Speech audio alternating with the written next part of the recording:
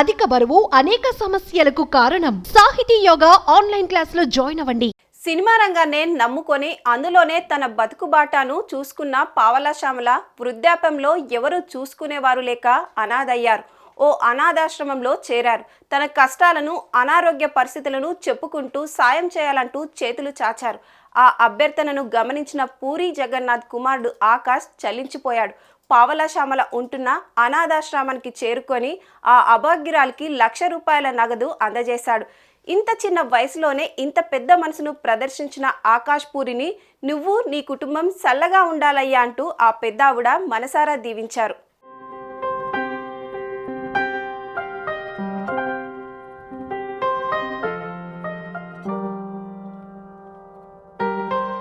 అది నేను గొప్ప ఆర్టిస్ట్ నేను అనుకోవట్లే. నాన్నగారు గొప్ప రైటర్ కనుక ఆయన రచన సజీవంగా నిలిచింది అని నేను అనుకుంటాను. అంత గొప్ప డైలాగ్ రాశారు.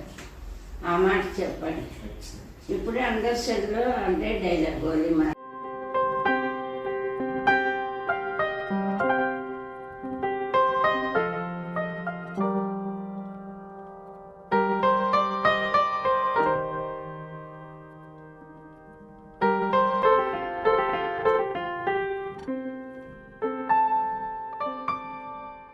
ఎంతో గొప్ప డబ్బులు ఎవరైనా సంపాదిస్తారు కానీ మనిషి మనసున్న వాళ్ళని సంపాదించలేదు. మీరు ఎంతో పుణ్యవంతులమ్మా. మీరు భగవంతుడు మిమ్మల్ని చల్లగా చూడాలి.